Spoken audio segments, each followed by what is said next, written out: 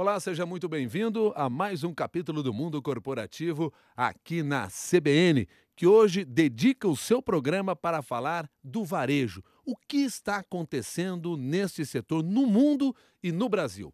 E o nosso convidado para conversar sobre esse assunto é o Marcos Gouveia de Souza, diretor-geral da GSMD Gouveia de Souza. Marcos, antes de mais nada, muito obrigado pela sua gentileza de estar aqui conosco. Prazer é todo nosso. Para começar a nossa conversa de uma maneira até mais ampla, assim, o que está acontecendo hoje de mais importante no setor do varejo? Bom, há uma profunda transformação no varejo de todo mundo. Se olharmos isso numa perspectiva bem aberta, nos últimos anos, essa profusão de alternativas de relacionamento, comunicação, informação do consumidor criou o chamado neoconsumidor. É aquele que é multicanal, multicanal, digital e global. Multicanal, porque ele compra na loja, ele compra na internet, ele compra na venda direta, no porta a porta, ele compra no catálogo. É digital porque ele usa cada vez mais os canais digitais para isso.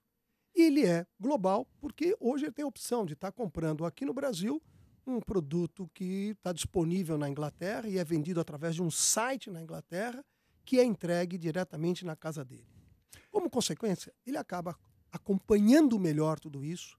Ele compara produto, ele compara preços, ele compara marcas, ele compara lojas e, mais do que isso, ele amadurece em todo esse processo. Esse neoconsumidor está criando uma nova realidade de varejo, que é um varejo que, por necessidade, então, se transforma também num varejo mais multicanal, cada vez mais, num varejo que é muito mais competitivo, porque tem esse efeito da comparação de preços, produtos, marcas, lojas e serviços, e num varejo que amadurece e se desenvolve para entender e atender melhor esse consumidor. Quer dizer, o setor de varejo, as empresas que atuam nesse setor, eles também estão seguindo esse mesmo perfil do consumidor? Ele também é multicanal, é digital, ele também está nesse mesmo perfil? Ou são empresas diferentes que estão explorando os canais de formas diferentes? Obviamente, existem dimensões diferentes segundo a maturidade de cada país, de cada região. Se pensarmos bem, a venda via internet nos Estados Unidos já está próxima a 7% de toda a venda do varejo norte-americano. No Brasil, esse patamar é apenas de 2,5% ainda. Porém, o crescimento das vendas via internet no Brasil é mais forte do que aquele que está acontecendo nos Estados Unidos. E as empresas, necessariamente, ou elas acompanham esse processo, ou eles puxam esse processo, ou elas vão ficar para trás. Mais forte? Ou seja, se vende mais pela internet? O crescimento percentual das vendas via internet é muito maior do que as vendas feitas através dos canais tradicionais. Vamos pegar o caso brasileiro. Nesse ano agora de 2012 que terminou, o varejo brasileiro, apesar do pífio crescimento do PIB de menos de 1,5%, as vendas do varejo brasileiro deverão crescer em torno de 8,5%. É importante isso porque esses 8,5% em termos reais colocam o Brasil dentre os 3 países com maior crescimento de vendas no varejo no mundo no ano de 2012. Por si só, isto atrai um interesse global muito forte para outras empresas virem operar no Brasil, mas também conseguir fazer com que haja um crescimento nas vendas via internet, que é quase 3 vezes o crescimento das vendas no total do varejo brasileiro, mostra a força da internet ampliando a sua participação de mercado. O Carlos Soares pergunta aqui para nós o seguinte: quem é que já aprendeu a usar a internet para vender aqui no Brasil? Muitas empresas estão dando aulas já. Se você pegar o caso do Magazine Luiza, por exemplo, ele acabou criando nas redes sociais um instrumento, digamos, uma estratégia de uso das redes sociais como mecanismo de venda que já se transformou em benchmarking do mundo. Da mesma forma como no passado, o Magazine Luiza havia criado as lojas digitais e nisso também eles se diferenciaram. Mas nós temos exemplos de empresas brasileiras como Saraiva, Livraria Cultura, a Nova.com, que pertence ao grupo Pão de Açúcar, que já podem ser consideradas empresas que estão praticando dentre aquilo que de melhor se faz no mundo inteiro. O que é uma boa, usar bem uma dessas ferramentas? Bom, é ter disponível para o cliente todas as alternativas que tornam o acesso, a consulta, o relacionamento e a compra de uma maneira muito amigável. Mas, adicionalmente, não basta ter só isso. Tem que ter toda aquela parte ligada à infraestrutura que garanta que aquela compra feita pelo cliente será entregue no tempo e no prazo que o cliente tem expectativa de receber. E nós temos hoje estrutura para isso aqui no Brasil, levando em consideração dificuldades, muitas vezes, na logística? Nós temos dificuldades adicionais, como você bem mencionou. Porque naquilo que está no âmbito das empresas, o que significa tecnologia para fazer, para ir buscar o produto dentro do centro de distribuição, colocar na porta para ser entregue ao cliente até que ele saia do centro de distribuição, a coisa funciona muito bem. Essa tecnologia está disponível, a grande maioria das empresas a utiliza, muitas delas com muito sucesso, algumas com outras dificuldades. O problema maior no Brasil decorre, sim, daquela infraestrutura carente que todos nós sabemos que nós temos, em termos de transporte, de acesso, de aeroportos, essas coisas todas, que acabam fazendo com que, ao final, apesar da eficiência, digamos, no setor privado, quando chega na área pública, enfrentam-se dificuldades que podem atrasar e comprometer o nível de serviço que a empresa pretende oferecer. Você falou agora há pouco do aumento da competitividade, até porque o consumidor ele tem uma variedade muito maior hoje de ofertas, levando em consideração que essa oferta pode estar lá fora, no mercado externo, inclusive.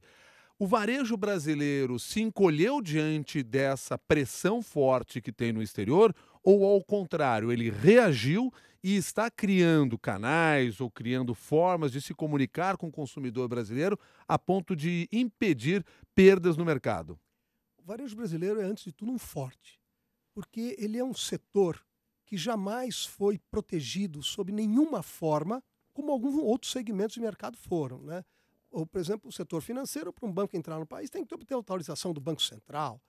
No varejo, não. Quem quiser entrar, entra, não tem que pedir autorização para ninguém, tem sim que se adaptar às regras do jogo que o mercado impõe. E, nesse sentido, muitas empresas brasileiras não só suportaram esse aumento de competitividade que vem com o aumento da presença internacional, como estão dando aulas. Só para dar um exemplo típico. O setor do financeiro do varejo brasileiro é um benchmarking global hoje, porque aquilo que o varejo faz em termos de relacionamento e serviços financeiros ao consumidor é uma referência no mercado internacional. Um exemplo mais prático ainda. Vamos pegar uma rede como a Riachuelo, parte do grupo Guararapes. Ainda na NRF do ano passado, eles fizeram uma apresentação mostrando que a sua integração vertical, que vai do fio que vai ser usado numa confecção até o serviço financeiro, o financiamento ou outros serviços financeiros que são oferecidos na loja, não existe em nenhuma outra organização no mundo. Muito se fala, muito se escreve, por exemplo, sobre a integração vertical da Zara envolvendo tecido, envolvendo produção, envolvendo vendas na loja. Mas a Riachuelo vai muito adiante disso, porque ela oferece toda uma gama de serviços financeiros, muitos deles, inclusive, transcendendo a própria venda do produto. Então, o varejo brasileiro hoje já dá aulas. E dá aulas, e é preciso que se diga, porque ele foi um varejo forjado em dificuldades, forjado em mudanças repentinas de regras de jogo, que acabou criando um varejo que é flexível, rapidamente adaptável a novas realidades e competitivo, porque incorpora gradativamente as melhores práticas do varejo mundial. Você agora se referiu à NRF, que é a maior feira de varejo que nós temos no mundo hoje, que se realiza anualmente em Nova York e aconteceu no mês de janeiro. Vocês estiveram lá, uma grande delegação brasileira esteve lá. O que você identifica como mais importante dessa conversa que os brasileiros tiveram com o mundo dentro da NRF? Nós começamos a levar profissionais, executivos, empresários brasileiros para participar da NRF há 21 anos atrás. Naquela época a ideia era, vamos aprender um pouquinho com eles, porque eles têm muito para ensinar, afinal de contas, são o maior varejo do mundo. Já eram e são. Este ano, estima-se que houveram 1.500 brasileiros participando da feira, que reuniu perto de 27 mil pessoas. É, de fato, o maior evento de varejo no mundo. Esteve conosco uma delegação de quase 250 pessoas, entre empresários, dirigentes das principais empresas de varejo e seus fornecedores no Brasil. E, mais uma vez, o aprendizado foi muito intenso. Muitas vezes o aprendizado do que fazer, mas também o aprendizado do que não fazer. Porque, ao bom observador, o que não deve ser feito também é muito importante de ser percebido. Dá um exemplo do que não deve ser feito. Por exemplo, há uma diferença significativa entre a forma como o varejo norte-americano trata gente e a forma como o varejo brasileiro trata a gente. O varejo norte-americano trata pessoas de uma maneira extremamente cautelosa, não pela importância que ele vê nas pessoas, mas pelo quanto significa de custo pessoas no varejo norte-americano. É o principal item de custo na estrutura de um varejo tradicional norte-americano. No Brasil, não é o principal item de custo, é um dos principais, porém, claramente no Brasil, a forma como o consumidor brasileiro quer ser tratado nas lojas, a forma como ele quer ser servido, orientado, é absolutamente diferente do consumidor norte-americano. Em alguma dimensão, o consumidor norte-americano é muito mais pragmático e racional na sua decisão. O consumidor brasileiro está amadurecendo nessa direção. Mas, por enquanto, a empatia, o atendimento, o serviço, a preocupação em bem servir contam muito no processo de decisão em que loja eu vou, que produto eu vou comprar e, principalmente, que loja eu vou abrir o crédito. Porque, no caso brasileiro, o crédito representa quase 80% das vendas do varejo. Portanto, isso demonstra que mesmo aquelas marcas ou aquelas empresas que estejam investindo no setor digital, ou seja, na venda digital, no e-commerce, etc., são empresas que não podem abrir mão do seu ponto de venda físico, como nós estamos já acostumados? Muita gente chegou a projetar a perspectiva, né, que as lojas iriam desaparecer com o crescimento da internet. Em algumas categorias de produto, de fato, estão criando dificuldades. Vejo vocês que algumas livrarias, principalmente nos Estados Unidos, estão fechando lojas.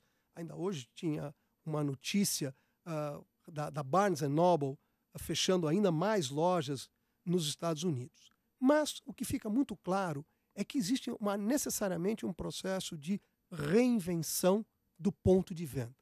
Porque o consumidor que vem hoje para o ponto de venda, para a loja, ele é um consumidor que está mais bem informado, ele já comparou preço, ele comparou produto, ele comparou marca, ele foi ler a opinião de outros consumidores que já compraram naquela loja aquele produto ou aquela marca. Então, o que ele espera como atendimento, o que ele espera como relacionamento, como serviço, é radicalmente diferente do que ele tinha no passado. E essa foi uma discussão muito presente na NRF deste ano, para o qual o varejo brasileiro é muito mais sensível a esta realidade, porque conhece melhor esta relação com o vendedor e o comprador, do que o próprio varejo norte-americano, que só recentemente percebeu que pessoas são cada vez mais relevantes no processo de criar experiências positivas dentro do ponto de venda. A ideia de que essa ideia de que as lojas poderiam morrer, desaparecer, ela pode ser negada com a experiência que se tem no Brasil da interiorização. Hoje nós temos pelo Brasil afora o surgimento de shopping centers a todo momento, com lojas e marcas importantes. Sem dúvida nenhuma.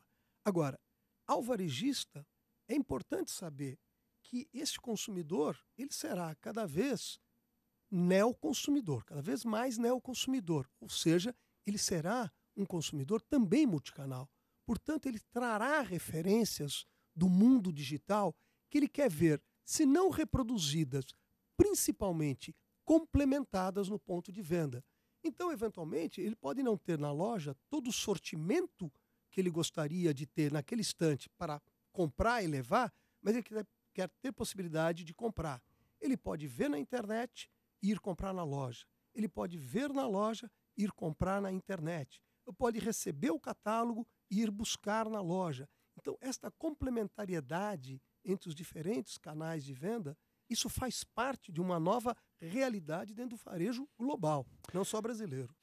A Thaís Teixeira, nossa ouvinte internauta, usou o e-mail e ela quer uma sugestão sua, Marcos.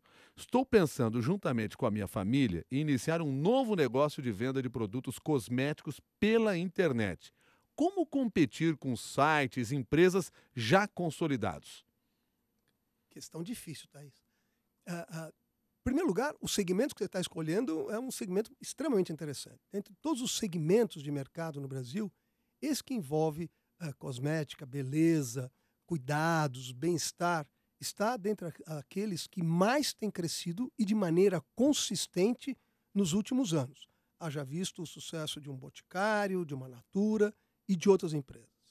Começar um negócio enfrentando, né, empresas desse porte requer um foco muito bem definido. O maior equívoco seria tentar abrir o foco de atuação para competir contra gigantes já estabelecidos. O conselho que eu daria era: busque encontrar um nicho especificamente que possa criar alguma diferença para o seu negócio. Vamos pensar um pouquinho de um exemplo brasileiro que é eloquente, que é aquela rede Beleza Natural, que acabou focando toda a sua estratégia em atender as mulheres que tinham o cabelo encaracolado e criou um magistral sucesso com a sua proposta de atuar focando nesse consumidor e hoje atuando com lojas, com tratamento, com produtos, com uma série de coisas. Quando se entra num novo negócio, essa definição do foco em que se vai centrar toda a atenção para criar diferenciação talvez seja a mensagem mais relevante. Você falou agora há pouco sobre essa grande feira que se tem em Nova York, muitas novidades chegam por lá. Se falou muito na NFR desse ano sobre mobilidade. Como é que isso se caracteriza para o varejo? Bom, ele traz para dentro da loja um nível maior de competição. Porque na questão da mobilidade, o cliente carrega a sua base de informação, carrega o seu instrumento de conexão global na hora que vai comprar. Então você tem desde aplicativos que permitem você fazer dentro da loja a leitura do código de barras ou da referência do código de produto e imediatamente dentro da loja, no seu smartphone, você receber o comparativo de preços de toda a concorrência para aquele produto, como também conhecer a opinião de outros consumidores que já tiveram essa experiência e, com base nisso, se for o caso, negociar com a loja para obter uma melhor condição para comprar aquele produto. Mas também, como processo derivado da mobilidade, né, você tem um consumidor que está mais preparado, que está mais articulado, mais equipado para exigir mais. E isso tem um efeito econômico muito maior, porque o que acaba acontecendo é que o varejo cada vez mais está vendendo aquele produto com menor rentabilidade, porque este acesso do consumidor aos mecanismos todos que permitem comparação de preço e produto acabam criando um efeito que pressiona a lucratividade média do varejo. Isto, como efeito econômico, tem um horizonte, digamos assim, de preocupação muito forte. Agora há pouco a gente falou sobre um ouvinte internauta aqui interessado em abrir o seu próprio negócio junto com a família, etc. Imagino que, por ser um negócio que está se iniciando, ainda algo pequeno. E aí eu lembrei, porque eu tinha lido lá no site de vocês uma experiência de uma loja de Honolulu que investiu no Facebook. E a coisa que mais me chamou a atenção foi a frase que diz assim: Tana Dang é a dona de uma pequena boutique em Honolulu com uma grande página no Facebook. Eu posso ser pequeno no meu negócio, mas grande na internet? Essa, digamos assim, é a magia das redes sociais e do mundo digital.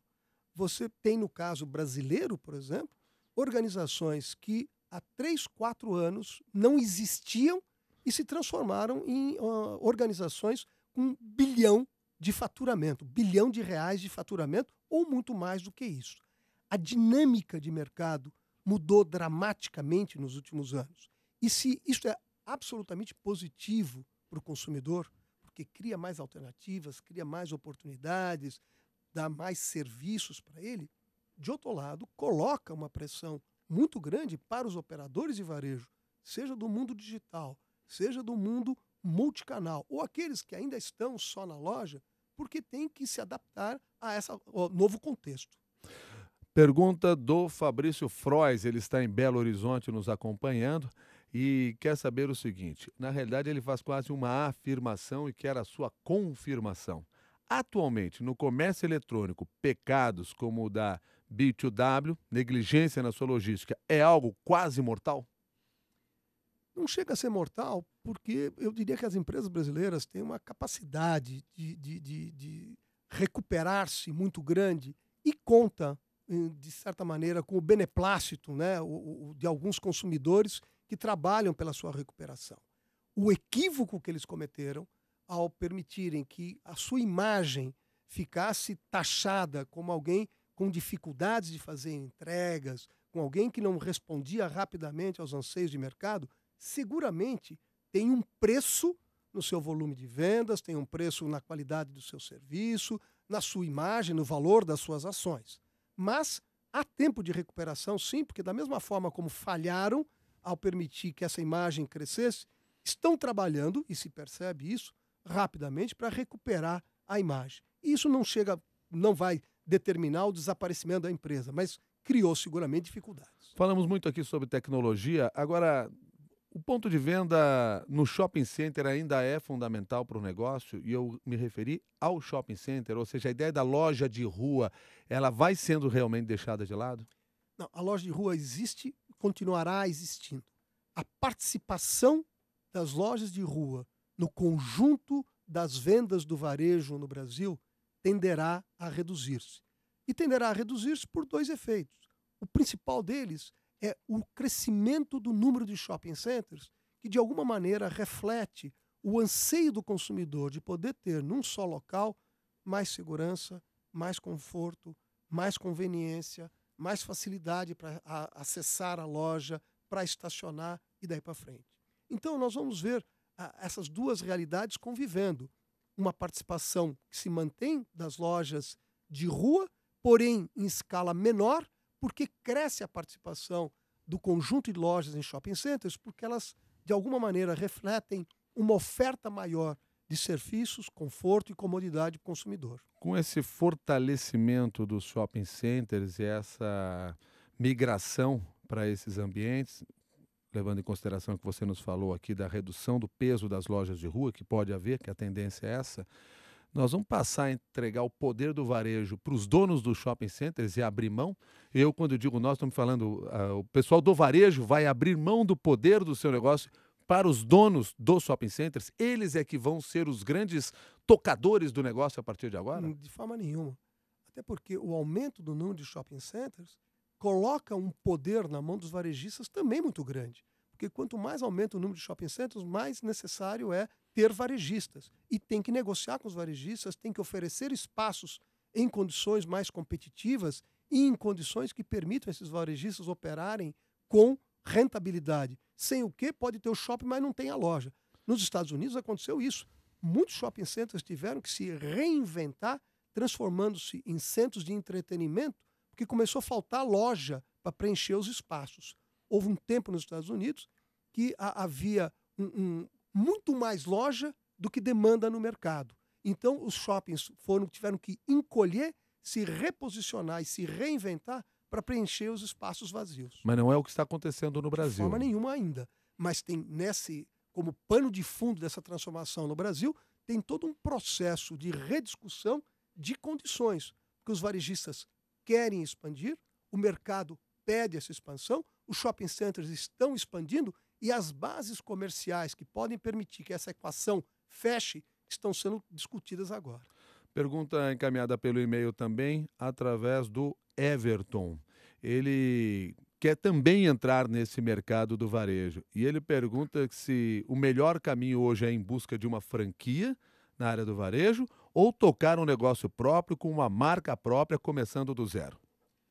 Everton, a franquia tem sido, até para grandes corporações de varejo, um caminho de entrada em novos segmentos ou novos mercados. Veja você que Carrefour, por exemplo, no mundo inteiro tem quase 50% das suas lojas na forma de franquia. E eu estou falando de uma corporação global como o Carrefour. A franquia permite que você teste um conceito, teste um mercado, perceba, no seu caso pessoal, a sua capacidade de tocar o negócio amparado por uma marca, por processos, por orientação, por treinamento.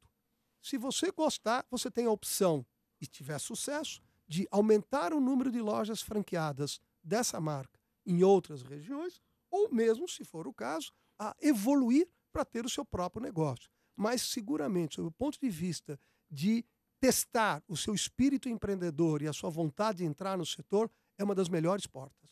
O Francisco, por sua vez, diz o seguinte, que ele tem um pequeno negócio também na área do varejo e o filho dele o incentivou a abrir páginas em várias redes sociais. E ele diz que agora ele parece estar perdendo o foco, porque ele já não sabe mais a quem atender. Isso é um risco que se corre quando se tenta abraçar todos os canais? Eu acho que nesse momento dessa explosão das redes sociais, de forma geral, as empresas, as pessoas, se veem com essa dificuldade, né? Foco ou amplio? Particularmente, eu acredito que é mais importante nesse processo focar, sem deixar de olhar o que acontece no todo, mas focar para tentar encontrar uma melhor resposta num só espaço. Vocês, entre os vários exemplos que vocês trouxeram da NFR, desta Feira Mundial de Varejo que se realiza no início do ano em Nova York, um dos exemplos que vocês citaram lá no site de vocês é o da marca Ralph Lauren, que é uma marca tradicional no mundo, totalmente amadurecida, mas que parte para esse mercado da venda na internet com inteligência. O que a diferencia nessa ação? A Ralph Lauren, como você mencionou, é uma marca que tem história, ela tem posicionamento, ela tem reconhecimento. Ela está vivendo atualmente um processo de revitalização muito forte e rejuvenescimento de uma maneira mais abrangente. Porque ela é uma marca que opera multicanal de uma maneira muito ampla, porque ela tem as suas lojas próprias, ela é vendida como um corner dentro das principais lojas de departamentos nos Estados Unidos e em diversos países no mundo, ela tem o seu próprio site, ela está presente como marca dentro de outros sites, como a própria Amazon, por exemplo, e ela está ampliando e diversificando a sua linha de produtos sem perder a essência da proposta da marca e o seu posicionamento. O que a tem caracterizado nesses últimos anos é um dinamismo muito maior no lançamento de produtos, na segmentação de produtos por nichos de mercado, pela sua presença mais constante nos canais digitais. E esse processo de revitalização acabou sendo tratado, sob o ponto de vista de comunicação, de uma maneira tão inteligente que glamourizou a marca de uma maneira ainda maior em relação à forma como ela era percebida no passado. Falamos aqui da Ralph Lauren. A Abigail pergunta qual é a perspectiva do varejo de luxo no Brasil. Nós temos no Brasil um processo de polarização muito intenso, né? Nós temos o luxo que cresceu fortemente nos últimos anos, continuará a crescer e por conta principalmente dos segmentos de classe que já eram da classe mais alta, que continua frequentando essas lojas e compra no Brasil. Mas também parte daquele segmento das classes média, média-alta, que incorporaram maior renda nos últimos anos e que estão buscando aquelas marcas ainda mais aspiracionais. Mas, a bem da verdade, o segmento que mais se expandiu no Brasil e aquele que fez a mais forte expansão do varejo brasileiro é aquele consumidor que nós chamamos mais por menos, que, aliás, foi o tema da nossa apresentação na NRF deste ano. Nós levamos o resultado de um estudo que nós fizemos com esse segmento que nós chamamos mais por menos no mercado brasileiro, mostrando como ele, apesar de ter crescido muito no seu poder aquisitivo, carrega no seu DNA aqueles valores que foram sempre referência para ele no passado recente. Ou seja, a preocupação com o preço do produto, a preocupação com a origem do produto, a preocupação com a qualidade do produto, porque nos momentos recentes ele contava centavo a centavo para poder comprar. E ele permanece com essa atitude, porém com mais centavos e mais reais para poder comprar. Então ele carrega esse comportamento da sua origem, porém incorpora um maior poder aquisitivo. E isso tem feito a grande explosão de crescimento do varejo brasileiro, como eu disse, atingiu 8,5% em 2012. Para quem nos acompanhou aqui nesse mundo corporativo, eu gostaria, Marcos Gouveia, que você trouxesse aqui um resumo do que você considera serem as mensagens mais importantes para que sejam percebidas pelo público. Olha, nós tentamos, com o grupo que foi conosco, fechar o programa todo com aquilo que nós chamamos, o que seria o novo mantra do varejo, colocando 4 palavras-chave. A criação de experiência para o consumidor, seja no ambiente das lojas tradicionais, seja no ambiente digital, a preocupação em tornar a conveniência cada vez mais importante para o cliente, oferecendo mais facilidade, mais serviço, melhor localização, mais acesso, mais facilidade em tudo. A convergência que existe hoje, principalmente precipitada por essas questões todas de natureza tecnológica, tá certo? Que são trabalhadas para poder oferecer uma melhor solução para o consumidor. E o quarto elemento, que seria a inteligência, ou seja, usar tudo que o instrumental tecnológico disponível permite para que você conheça o consumidor, sirva melhor o consumidor, se antecipe, se possível, aos desejos do consumidor na oferta do produto, na comunicação, na promoção, em tudo aquilo que possa fazer com que ele sinta que está fazendo uma compra melhor e mais fácil para ele. Marcos Gouveia de Souza, obrigado pela sua gentileza de conversar conosco aqui no Mundo Corporativo. Até uma nova oportunidade. Foi uma grande satisfação, obrigado. Muito obrigado. Marcos Gouveia de Souza é diretor-geral da GSMD Gouveia de Souza.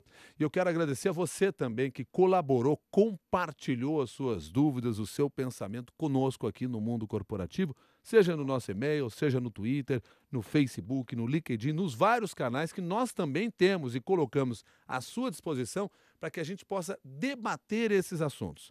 Porque nós não queremos só perguntas ou apenas respostas. Nós queremos discutir isso. Faça essa discussão com seus amigos nas redes sociais e sugira, claro, acompanhar aqui o Mundo Corporativo. Muito obrigado.